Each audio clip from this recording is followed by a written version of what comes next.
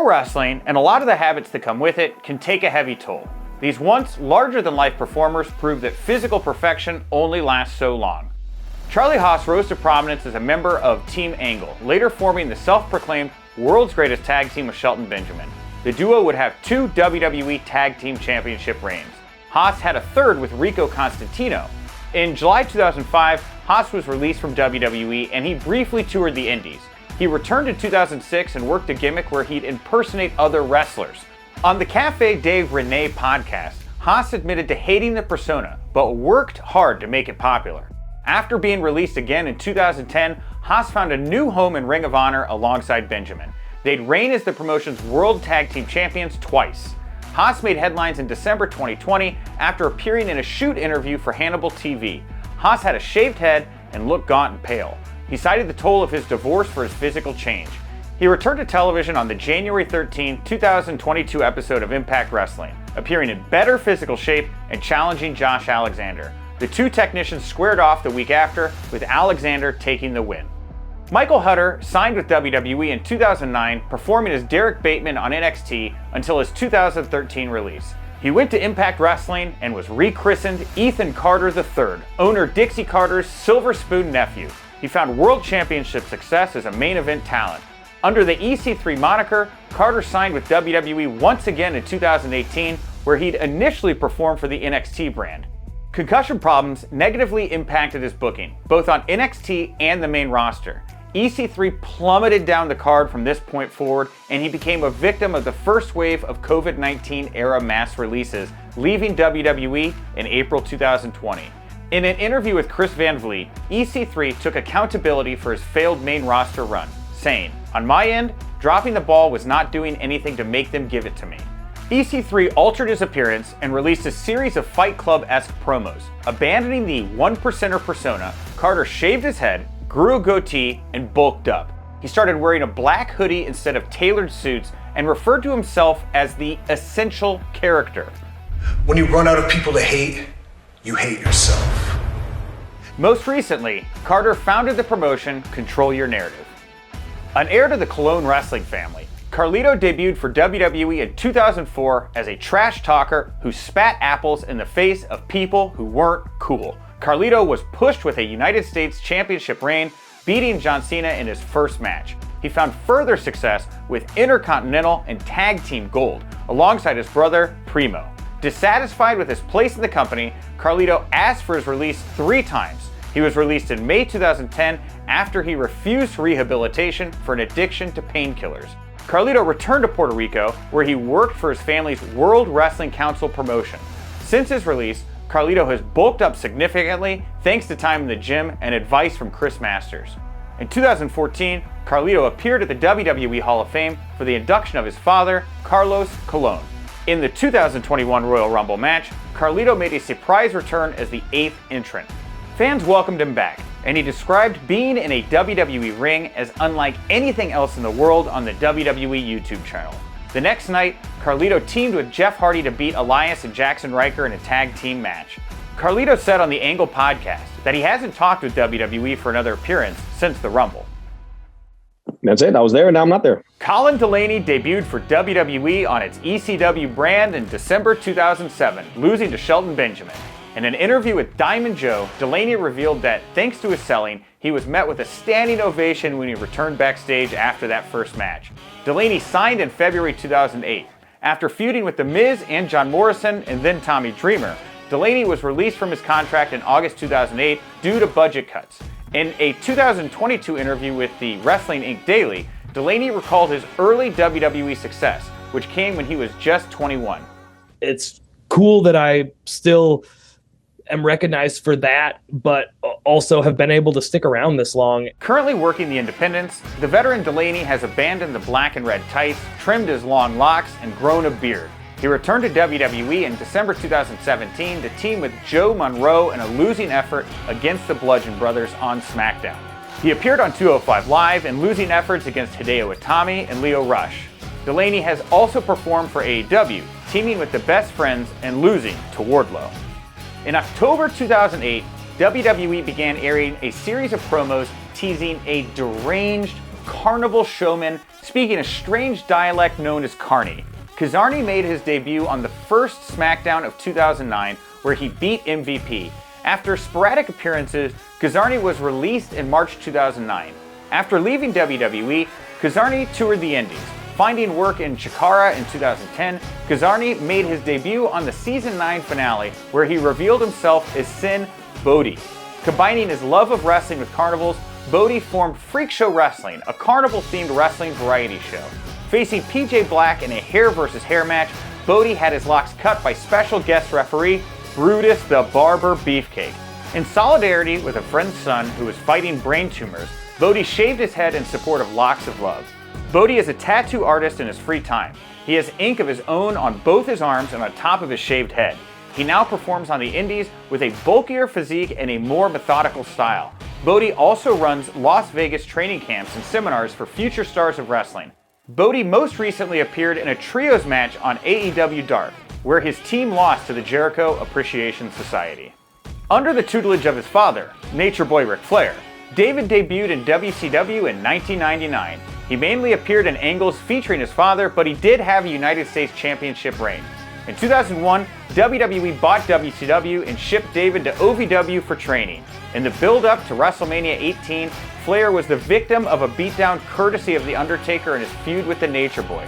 David's sole WWE match was on SmackDown in March 2002, where he was defeated by the Dead Man in a squash. By the end of the year, David was released. After runs in TNA and the Indies, David retired in 2009. In a 2009 interview with Wrestling Epicenter, David discussed being hot-shotted up the card upon debuting, stating, "I kinda learned backwards."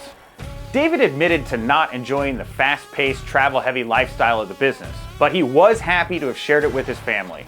On the 83 Weeks podcast, former WCW president Eric Bischoff described David as perhaps too mild-mannered for pro wrestling. You know, he's not an outward gregarious type of personality. David has ditched the bleach blonde, clean-shaven look. He now has a beard and his natural dark hair. Flair appeared during WrestleMania Access in 2017, partaking in the company's unveiling of a statue in his father's likeness. David's half-sister Ashley performs today as Charlotte Flair. Pierre-Carl Ouellet joined Jacques Rougeau as one half of the Quebecers. The pair had 3 WWF World Tag Team Championship reigns until Rougeau's 1994 retirement. Ouellet hoped for a major singles push, but it didn't happen due to backstage politics. A house show in Ouellet's native Montreal saw him face WWF champion Diesel with a disqualification or countout intended to tease a rematch. Creative differences resulted in an unsatisfying double countout finish. In an interview with Hannibal TV, Ouellet described faking an injury and leaving the company in November 1995. Rehired in 1998, Ouellet participated in the disastrous Brawl for All. Ouellet worked for WCW, ECW, and toured the independents until his 2011 retirement. Rechristened as PCO and with a whole new look, Ouellet made a surprise return to the ring in 2018. He faced Walter at Joey Janela's Spring Break 2 over WrestleMania weekend, and he beat the ring general in a chop-filled Haas brawl. PCO was now the French-Canadian Frankenstein, an undead strongman with scientific augmentations. Ouellet's YouTube channel features workouts, strongman displays, and promos with his manager D. Destro. PCO signed with Ring of Honor in 2018, where he became a dual World Tag Team and 6-man Tag Team champion, and also had a World Championship reign. He signed with Impact Wrestling in January 2022. Usually a member of a tag team or faction, Perry Saturn was a capable performer wherever he went. He famously left WCW in January 2000 alongside the other Radicals and found success in WWE. After an incident in which he legitimately attacked a fellow wrestler in the ring, Saturn was repackaged with a comedy gimmick. WWE released him in 2002. He found work with New Japan Pro Wrestling and on the American independent circuit, but Saturn was sidelined after intervening in a mugging. He was shot twice in the back of the neck and the right shoulder, leaving him in a halo and sling. Soon, Saturn's whereabouts became a mystery to his friends and family. He was reportedly homeless and addicted to meth. Saturn returned to the public eye in a YouTube video asking the wrestling community to assist in his financial hardships. It's a week or two, I will be homeless. I have nothing left. A GoFundMe campaign for the former wrestler made $2,931 towards its goal of $5,000. In November 2016, the Boston Globe reported Saturn had joined the plaintiffs in a class action lawsuit against WWE over its concussion protocol. The case was thrown out in 2018, PW Insider reports. That year, Saturn talked to the wrestling professor about his issues with CTE, including blackouts, hiding items around the house, and mental anguish. Known for his statuesque physique and braggadocious persona, Lex Luger was able to find success in WCW and WWE. Luger maintained his impressive physique through substances. On Macho Mecca, Luger opened up about his use of growth hormone and testosterone with the aid of doctors. ESPN published a profile detailing Lex's history of drug abuse in football and wrestling. After the 2003 death of Miss Elizabeth, with whom he lived with at the time, the authorities found a cache of performance-enhancing substances in their home. Luger told ESPN he was surprised because the drugs were kept in a bag he'd never bothered opening. "I didn't know I had it, and I would never have kept that stuff in my house. I would have had a friend keep it for me." WWE interviewed Luger in 2009. He discussed his newfound faith and work with prison ministries. Luger requires a wheelchair as a result of nerve damage to his neck and spinal cord. Should he ever be inducted into the WWE Hall of Fame, Luger has made it known he intends to walk the stage at the ceremony. Discussing his life after wrestling with Sports Illustrated, Luger speaks highly of a possible induction, stating, "That honor would be the cherry on top of my career." Tammy Sytch debuted in Smoky Mountain Wrestling in 1992, joining real-life boyfriend Chris Candido. Under the moniker Sunny, Sytch joined WWE in 1995 as a manager and interviewer. With her good looks and charm, Sytch helped form the mold of the blonde bombshell that would come to define the women's roster for years. Along with her newfound fame came other problems, however, as road life saw her struggle with substance abuse. Sytch has gone on the record regarding her addictions, with ECW airing a segment discussing her dependency on somas and their ease of access in the locker room. Bleacher Report cites drug problems as leading to her releases from WWE and WCW. Throughout the 2010s, Sytch had numerous run-ins with the law and also found herself in hot water for public comments she'd made. In an interview with Kayfabe Commentaries, Sytch discussed her mistreatment in a WWE-sponsored rehabilitation stint. She claimed the treatment was a publicity stunt meant to aid Linda McMahon's political career. In 2020, Sytch made a series of tweets criticizing the Black Lives Matter movement. Sytch is currently embroiled in a legal battle regarding her role in a car accident that killed a 75-year-old man. She pleaded not guilty. The Daytona Beach News Journal reports that if found guilty, Sytch faces 26 years behind bars for DUI and manslaughter charges.